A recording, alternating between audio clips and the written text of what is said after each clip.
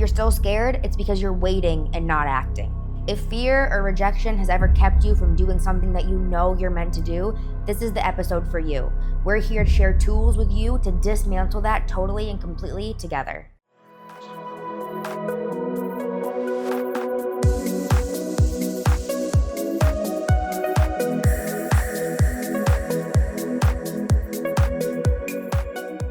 Ever since we started Move With Intention over the years, there have been so many moments of fear. Except I learned early on that when you feel the fear, you have to jump. That's at the exact moment that you jump. And why is that important? Because when you feel fear, that's your launch pad.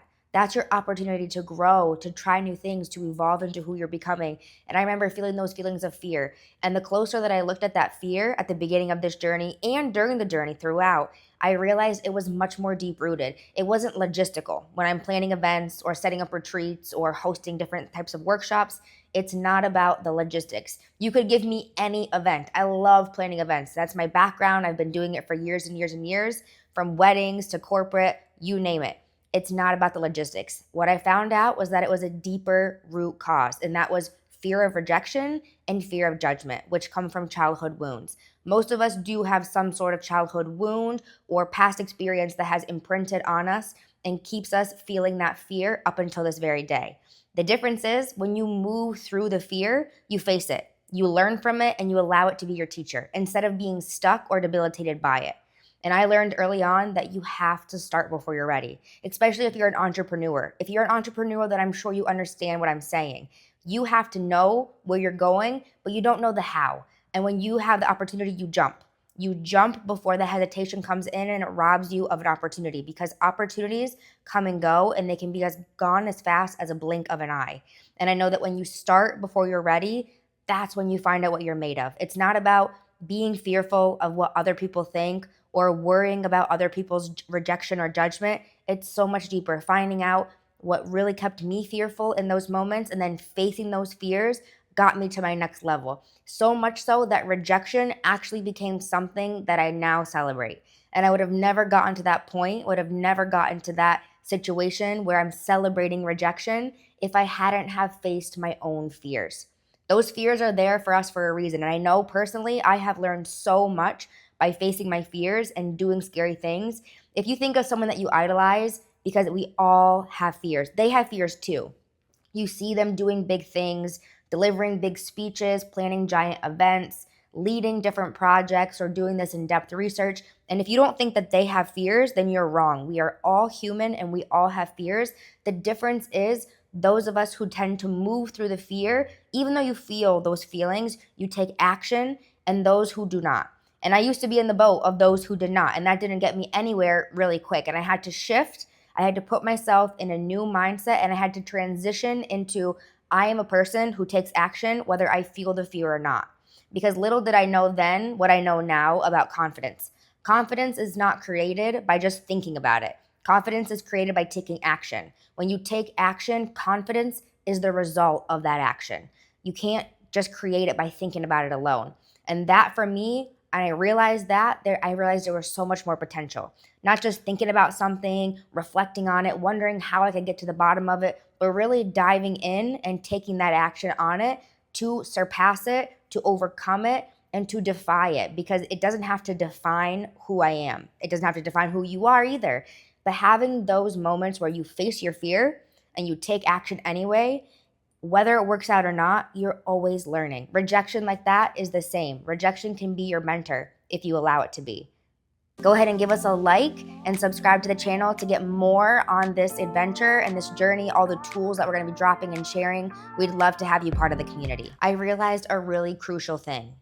Healing requires action. Embodiment requires taking action. Everything requires taking action. And if I wasn't willing to take the action, then I wasn't going to get where I saw myself getting in the future. I wasn't going to be able to expand. Start before you're ready came to me, and it was a mantra of mine for years, and it still is today, because I realized I can't stop when things get hard. I can't stop when people are judging or when I get rejected or the fear creeps up and the doubts want to knock on my door. That's the exact moment when you have to launch yourself. And that's when I launched myself. It's when I broke the chains of being perfect and wanting everything to be a certain way and just let myself loose and lean into the experience because I knew whether I won or not, I was learning. And if I'm learning, then I'm always winning. And I remember thinking, okay, how do I get to the next level? How do I let myself expand and evolve? And that was facing the fear and not tying myself to someone else's opinion, not tying myself to what other people think or other thoughts that they were sharing. And I remember anchoring that into myself, having such a firm and confident stance on who I am and what I'm building that completely changed my relationship with other people's opinions and their rejections. And that really allowed me to step into celebration mode. Celebrating has been such a powerful tool for me during my journey. And if you haven't tried it, I totally recommend it. It's something that has caused me to have a deeper relationship with rejection on a much more positive level. For example, when I started to do bigger retreats and events, I would go for the no. I feel like I was trained actually to go for the no. Not necessarily ask people, hey, do you want to come to this event with the intention of, okay, they're going to tell me no, but going in for the conversation with, if they say no, that's totally okay. I have no personal attachment to their no. And if they have a reason behind it, that's awesome too. I can respect that. And I don't have to take it personally. And I remember being able to hear a no, receive feedback that maybe wasn't positive, but spin it into a positive way that it allowed me to grow and to expand. And those rejections allowed me to celebrate because every time someone told me no to an event or told me no to a training, that was one step closer to the yes that I was actually going to be getting. And every time that I followed through was celebrating the no's, going in with the intention to let whatever happened happen, no controlling the outcome, really good things started to happen. People started to say yes, and even if the quantities were lower for some events, it was still really high quality. And then I realized it's not about putting ourselves out there to have such a high number of people at our trainings or people at events. It's about putting ourselves out there in alignment with who we are so that we attract the right people in. And that every no that I got during those events, for example, I celebrated them because I knew, okay, I'm putting myself out there. I'm overcoming this fear and I'm overcoming this worry and this doubt of people are going to reject me. People have these opinions of me. Because at the end of the day, the only thing that really matters is that I'm overcoming those limitations, overcoming those limiting beliefs, putting myself out there, and I'm learning.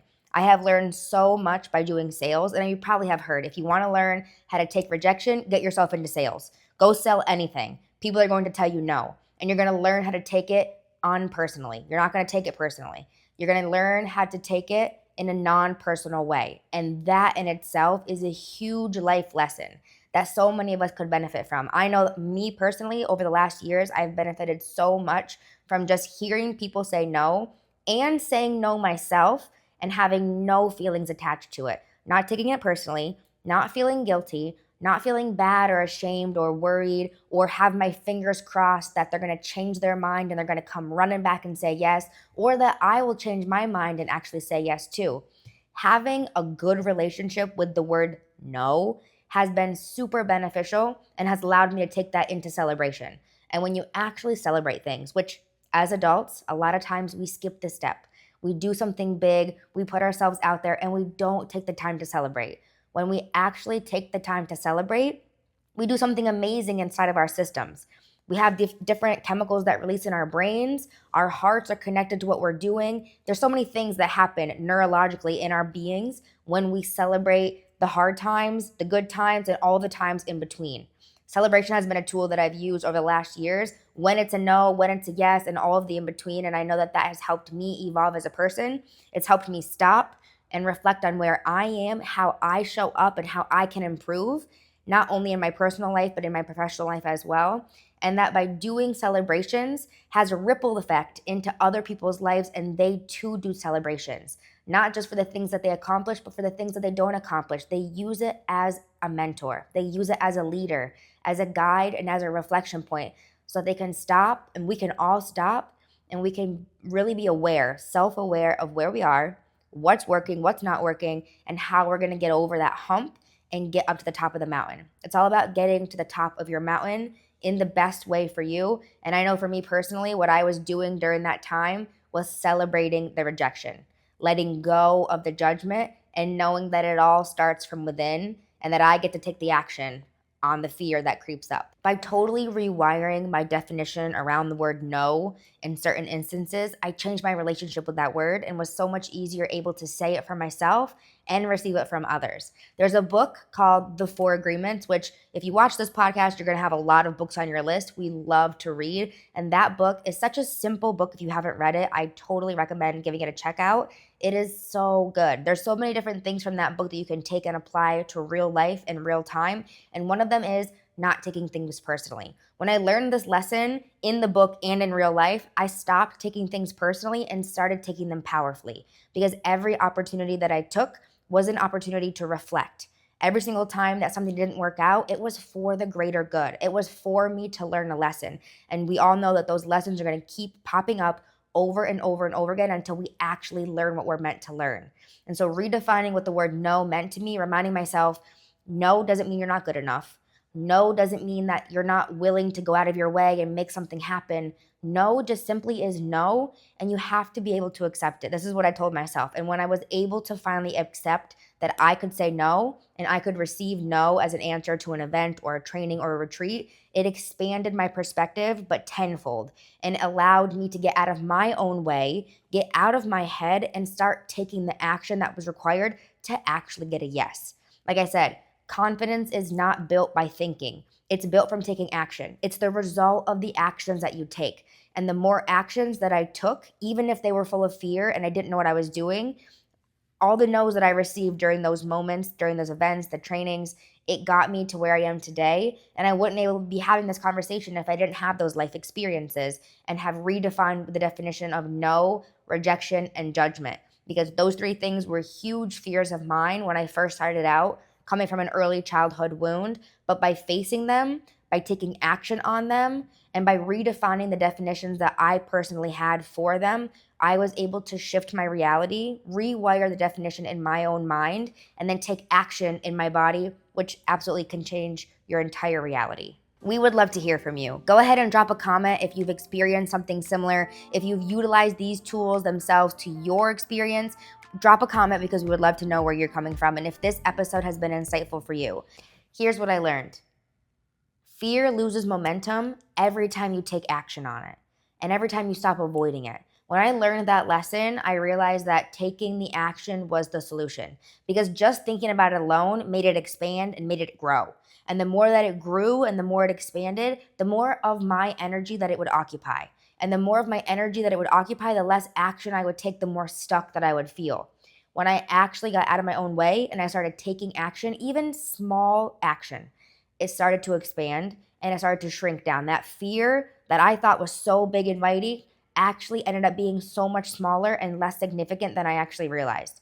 And I remember taking that action is what got me over the hump and over the hurdle. And it made doing those hurdles that much easier, because if I did it once, I can do it again. And you're your own proof. I remember being my own proof, thinking, okay, Lacey, put yourself out there, do this hard thing. And once you do it, you're going to be able to do it again, and you're going to be able to do it 2 times bigger, then 3 times bigger, 4 times bigger. And by the end of it, you have become your own convincer. And that's a huge win, not only for mindset, but for embodying what action is, because action is where confidence comes from. And I realized years ago that we have more than one body. We have 4. We have mental, emotional, spiritual, and physical. And I remember thinking and realizing and learning that if you're only tapping into mental and your mindset, you're leaving at least 75% on the table of untapped energy and potential.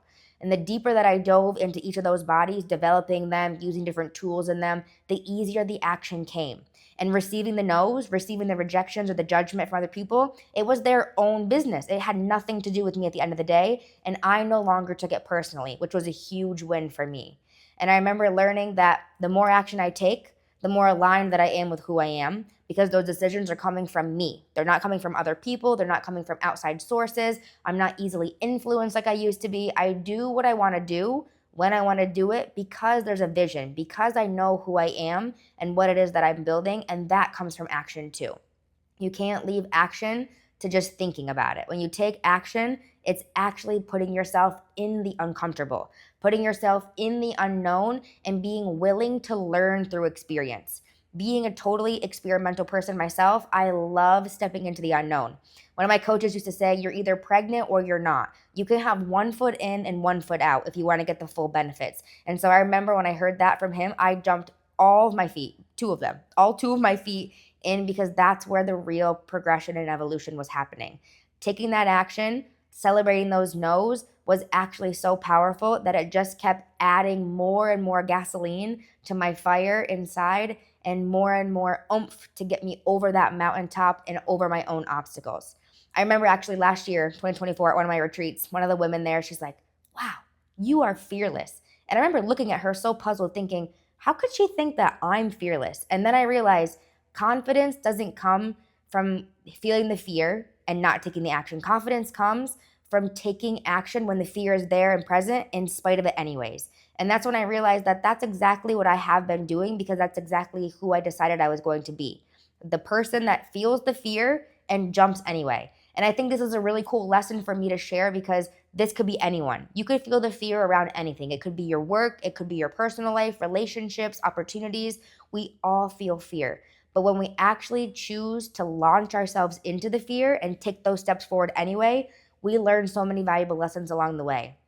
I don't know how many people that I have met in my life that have told me stories about times when they took this opportunity and they felt the fear, they risked it anyway, and they learned. Even if it wasn't a huge success, they still learned. And those learnings made them who they were today. And I know for myself personally, having been bullied as a child for years and years, not liking the word no, having an off feeling around rejection and judgment, when I redefined those and I kept walking forwards anyways, I overcame my own limitations. And like I said before, eventually over time, taking repeated action, even if it's small little action, you become your own convincer. And when you're your own convincer, you know that whatever you come up against, you can handle it.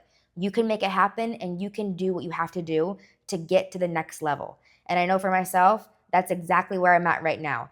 Taking action, whether I'm ready for it or not, is what gets me to the next level of myself, of my own personal journey, for this business, for Move with Intention, and in all our relationships and endeavors.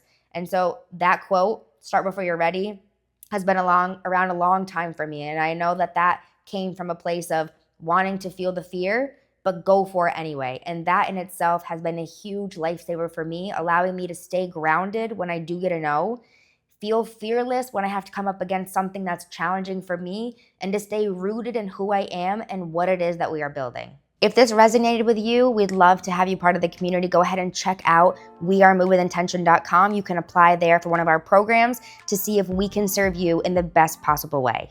Thank you so much for being here today. Thank you for allowing me to share this story with you and all of these tools and life lessons. If you know someone that might benefit from listening to this episode, go ahead and share it, share the love. Drop a comment if you've ever gone through something or utilized those tools that I've mentioned above, and also subscribe to our channel. We so appreciate having you here and part of the Move with Intention community.